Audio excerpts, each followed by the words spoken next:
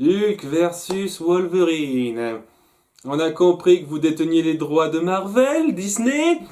Bien, l'épisode d'aujourd'hui se centre sur Hansel et Gretel. Un conte dont je ne suis pas particulièrement fan sur le principe. Donc ouais, c'était pas un épisode que j'ai trouvé sensationnel. Il était sympa, mais sans plus.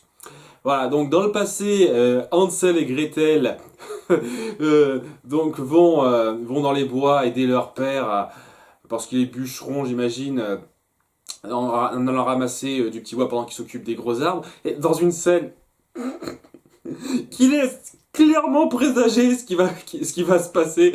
Je veux dire, clairement, il leur donne la boussole de façon bien appuyée, il leur sort bien un sourire qui laisse parfaitement présager ce qui va se passer quand ils partent et qui vont plus se voir. Je veux dire, vous auriez pu faire la mise en scène un tout petit peu moins criarde à ce niveau-là, histoire de dire donc bon, ils vont chercher du petit bois, mais en revenant, ils ne voient plus leur père. Leur père a disparu. Et c'est là qu'ils tombent peu de temps après sur la méchante reine, qui, en les voyant, décide de se servir d'eux pour aller à la maison à pain d'épices de la vieille sorcière, donc. Enfin, la vieille sorcière, c'était une vieille sorcière dans le conte, elle est jeune et belle là. Voilà, vous avez un quota, vous devez, pour avoir absolument des actrices sexy pour jouer à peu près tous les rôles. Je veux dire, sérieusement, il n'y a pas, dans de toutes les sorcières, il n'y en a pas une seule qui est, même pas moi, je veux dire, qu'il n'y en a pas une seule qui a un physique un tant soit peu moyen, elles sont toutes canon. Et honnêtement, dans mes souvenirs, la sorcière là était tout sauf canon dans le conte, hein. Enfin, c'est pas trop gravissime, et puis bon, comme je l'ai dit, hein, de pas trop respecter l'histoire d'Hansel et Gretel, ça me dérange pas plus que ça. Mais enfin bon, elle décide de se servir d'eux en leur promettant qu'elle les aidera à retrouver leur père si elles se rendent à la maison en pain d'épices de la sorcière aveugle et qu'elle lui prenne une espèce de bourse qui contient un objet qu'elle veut. Première chose, quand ils s'y rendent, le conseil que leur donne la méchante reine, c'est de ne rien manger. Voilà, faites attention, ne mangez rien. Ok, pourquoi tu les nourris pas avant? Tu sais, il n'y a que les enfants qui peuvent se rendre là-dedans. C'est pour ça qu'elle veut les enfants pour s'occuper de ça. Pourquoi tu les nourris pas avant? Je veux dire, ça améliorerait les chances. Ils auraient pas le ventre vide et comme ça, ils auraient pas à manger quoi que ce soit. Je veux dire, dans le conte de base, ça a du sens parce qu'ils errent dans les bois et ils tombent sur cette maison et bien entendu qu'ils ont envie de bouffer ça, quoi. Mais là, ils sont prévenus. Tu as besoin d'eux pour prendre cette bourse, c'est important pour toi. Pourquoi tu les nourris pas avant? C'est tout con, mais merde, pourquoi elle le fait pas? Ça me paraît évident. Donc oui, donc bien entendu, Hansel finit par bouffer un gâteau. Ça réveille la sorcière parce que manger un truc, ça la réveille, ça éveille ses sens apparemment. Bon. Hein, magie et tout. Et donc après ça suit le conte assez fidèlement à ce niveau-là, c'est-à-dire que elle veut les cuisiner, mais il s'échappe en la mettant dans son fourneau. La seule chose qui change, c'est que cette fois-ci c'est la méchante reine qui allume le fourneau alors qu'il se barre. Voilà, de son miroir, elle allume le fourneau. Voilà, c'est ça qui change un petit peu. Et donc ils lui ont ramené l'objet qu'elle cherchait, et c'est la pomme. La pomme magique dont elle se servira pour endormir Blanche-Neige. Là, c'est le truc qui me. Ça a l'air de rien comme ça, mais ça me pose un peu problème. Je veux dire, tu pouvais pas faire toi-même tu pouvais pas faire toi-même ton petit poison et tout. Je veux dire, on voit bien que t'as des pouvoirs magiques, tu sais contrôler pas mal de trucs. T'as besoin de il y avait que cette sorcière-là pour faire une pomme magique ou... Je comprends pas, tu pouvais en faire qu'une seule, c'était limité, tu pouvais plus en faire d'autres. Je pige pas, je pige vraiment pas pourquoi elle avait besoin que quelqu'un vienne piquer la pomme à une autre sorcière.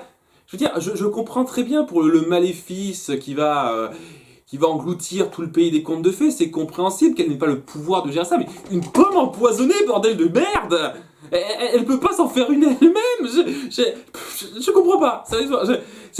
Si vous me dites que c'est expliqué de façon satisfaisante plus tard, je demande à voir parce que sur le coup, je trouve ça ridicule. Je trouve ça ridicule de mettre en place tout ça pour la pomme en question. Waouh, c'est un détail à la con, je suis sûr qu'en... mais moi, ça me fait tiquer pas mal quand même.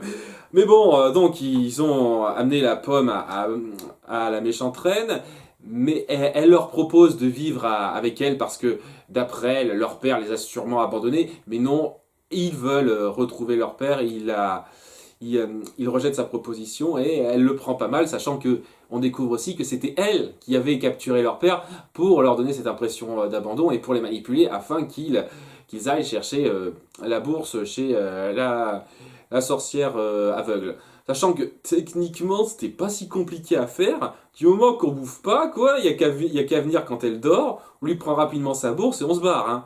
Vraiment, la seule difficulté qui a été faite lors de ce vol, c'est juste le fait que Cancel a été un con et qu'il a bouffé quelque chose. Enfin, il a été un con, la méchante reine aussi a été conne. Je suis désolé d'insister là-dessus, mais punaise, c'est tellement bête. Ok. Et à la fin, parce qu'elle a du mal à comprendre les sentiments qui les poussent à vouloir être ensemble et à rejeter ses propositions, elle sépare les enfants loin dans le royaume, elle met les enfants loin dans le royaume, elle libère leur père en disant ouais, retrouvez-vous vous-même.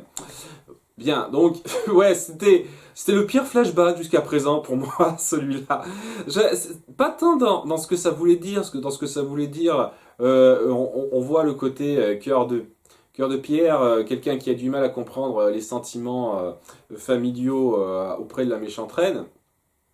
Donc c'est pas mal là-dessus. Et puis le lien entre les enfants et leur père, ça aussi c'est assez joli. Ça sera en parallèle avec l'histoire, mais ouais, avec l'histoire de notre réalité actuelle. Mais ouais, l'histoire est très forcée et je sais pas, les enjeux, la façon dont certaines choses sont amenées, j'ai trouvé ça très moyen. J'ai trouvé ça très moyen. Dans notre monde, Hansel et Gretel croisent Henry dans une supérette où il est justement en train de lire Hulk versus Wolverine. On voit tout un tas de comics Marvel pour bien montrer que Disney possède Marvel. Voilà, c'était des petits clins d'œil très très faciles. Et on apprend aussi que ce sont des petits voleurs après ça. Et donc, comme Emma est le nouveau shérif, elle doit un peu se charger d'eux, et elle finit par apprendre, en utilisant son don de savoir détecter quand quelqu'un ment, elle finit par savoir qu'en fait ils n'ont pas de parents, ils sont seuls, et en apprenant ça, malgré ce que veut Regina, c'est-à-dire les envoyer dans des orphelinats spécialisés où ils seront séparés et où ils ne pourront pas être ils n'auront aucune chance d'être adoptés ensemble. Elle veut elle veut faire en sorte pour que ces deux-là ne soient pas séparés et qu'ils retrouvent leur vrai père. Voilà, donc leur vrai père, elle arrive à le retrouver grâce à une chose qu'il leur a laissé, qui est dans notre monde, mais également dans le monde des contes de fées, c'est-à-dire une boussole très particulière. Elle arrive à retracer ça grâce à Monsieur Gold, voilà, qui a juste un petit rôle, histoire de dire, qui fait un peu suite à ce qu'on a vu dans l'épisode précédent, donc c'était sympathique ça. Et il arrive à le retrouver, il y a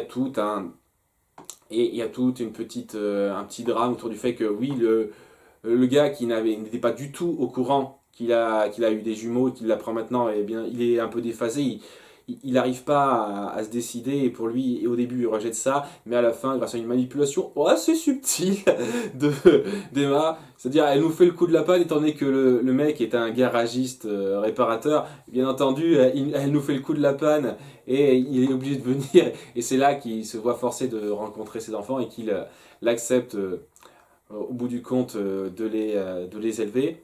C'était plutôt touchant, ça aurait gagné à être un tout petit peu plus long. Je trouvais que c'était un peu rapide.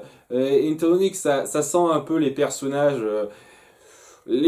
qu'on va pas montrer beaucoup, ça m'étonnerait beaucoup que ces personnages réapparaissent de façon importante dans un futur épisode. Corrigez-moi si je me trompe, mais autant pour Cendrillon, je sens la possibilité qu'elle revienne pour certaines intrigues. Hansel et Gretel, ça me surprendrait beaucoup. À ce moment-là, leur réunion, le père qui accepte de les avoir dans sa vie, ça aurait pu être davantage développé. Peut-être que ce sera par la suite, j'espère. Donc, cette histoire-là est pas mal, dans le sens où il y a un triple parallèle qui se fait. D'une part, donc, avec les orphelins, je sais plus comment ils s'appellent dans notre réalité, je les appelais Hansel et Gretel tout le temps, excusez-moi. Donc, les orphelins qui ont vécu tout seuls et dont le père veut pas, et Emma qui ressent ça aussi, parce qu'elle aussi elle a dû lâcher son enfant parce qu'elle se considérait comme étant incapable de lui apporter quoi que ce soit. Et pourtant, et aussi par rapport à ce qu'elle a vécu elle, c'est-à-dire, oui, elle a eu énormément de familles d'accueil, et ça s'est pas super bien passé pour elle, puisque elle n'a pas arrêté de sauter de famille d'accueil en famille d'accueil, parce qu'ils ne pouvaient plus s'occuper d'elle, ils étaient occupés à d'autres choses, et donc elle n'a jamais eu l'occasion de connaître un vrai foyer. Tout ça, quoi. Les parallèles sont bien fichus à ce niveau-là, et je reconnais que, oui, il y a un côté émotion là-dedans qui passe plutôt bien à ce niveau-là. On voit aussi le côté un peu garce de Regina là-dedans, où quand elle dit qu'elle va les envoyer dans des foyers d'accueil séparés, et qu'elle dit « Ah mais moi aussi, je ne veux que leur bien », et qu'elle nous fait un petit sourire en coin après. Et on voit bien qu'elle pense ça, ils vont en baver, ça me fait plaisir. Ça, mine de rien, ça me laisse quand même, ça me confronte dans ma pensée que j'espère qu'ils vont pas essayer d'en faire une sorte de méchante qui se rachète et qui va devenir une espèce de gentille ou une espèce d'anti-héroïne au bout d'un moment, qui hésitera entre deux camps, etc. C'est une méchante. Pour moi, elle est très bien en tant que méchante. J'espère qu'ils feront pas un truc comme ils l'ont fait dans Lost par rapport à un personnage. Ceux qui ont suivi Lost savent de quoi je parle. Où au bout d'un moment, ils n'arrêtent pas de le faire. Ils sont pas très clairs un petit peu sur où ils veulent le faire partir. Et puis vers la fin, ils décident à le pousser vers le bien à travers les événements, etc. Je dis pas que c'est pas intéressant à certains moments, ça, mais je trouve que c'est quand même assez forcé sur certains points. Il y a eu pire dans la série Heroes aussi, avec le méchant Sylar. Ouais, bah, de toute façon, honnêtement, autant dans Lost c'est un peu intéressant, autant dans Heroes c'est complètement, c'est bâclé, expédié. C'est fait à la piste dans Heroes, ce truc-là. Voilà, donc j'espère honnêtement qu'ils vont pas essayer de la faire se racheter d'une quelconque façon, et qu'ils vont vraiment la garder en tant que méchante, Regina, et pas juste et pas la faire virer gentille, parce que pour moi, ce qu'elle a fait dans cet épisode, c'est l'œuvre d'une vraie méchante irrécupérable, pour moi. Et c'est bien, honnêtement, ça en fait un super personnage. C'est juste que, étant donné que je sais que cette série va durer longtemps, et que j'ai entendu quelques commentaires qui disent à quel point Regina est géniale, j'ai un peu peur de ça. J'ai un peu peur qu'il nous fasse le coup du ah, elle va devenir un petit peu plus soft, et peut-être vrai avec les gentils, et peut-être se racheter un petit peu après pour pouvoir la garder plus longtemps dans la série, puisqu'on aime bien ce personnage. Je veux dire, non, j'aimerais vraiment qu'il la garde méchante. J'ai le sentiment que ça ne sera pas le cas, mais vraiment, c'est ce genre d'épisode qui me fait dire qu'elle est géniale en tant que méchante irrécupérable. Et on a un nouvel arrivant en ville. Et oui, un type vient d'arriver à Storybrooke, et ça surprend Henry, ça surprend le spectateur avec la musique un petit peu mystérieuse, qu'est-ce qui se passe, et ça surprend aussi Emma, même si elle n'est pas censée croire à ce que dit Henry à ce niveau-là, mais apparemment ça va surprendre de voir quelqu'un arriver en ville. Donc oui, cela dit, oui, pour le spectateur c'est surprenant, parce que on va quand même partir du principe que tout ce que dit Henry par rapport à la ville est vrai, c'est-à-dire que personne ne peut entrer, personne ne peut en sortir. Euh, donc, qu'est-ce que ça veut dire? Est-ce que c'est les effets d'Emma qui ont amenuisé le sortilège, ou bien est-ce que ce nouvel arrivant est quelqu'un de particulier qui va poser du fil à retordre? Voilà, donc mystère, j'attends d'en voir plus. Et un dernier truc pour terminer, il faut quoi exactement pour qu'Emma sorte les gens de cette malédiction? Parce qu'il y a toute une scène assez lourde de sens avec Blanche-Neige, avec Mademoiselle Blanchard, par rapport au fait donc qu'elle a été abandonnée, qu'elle cherche encore ses parents, etc.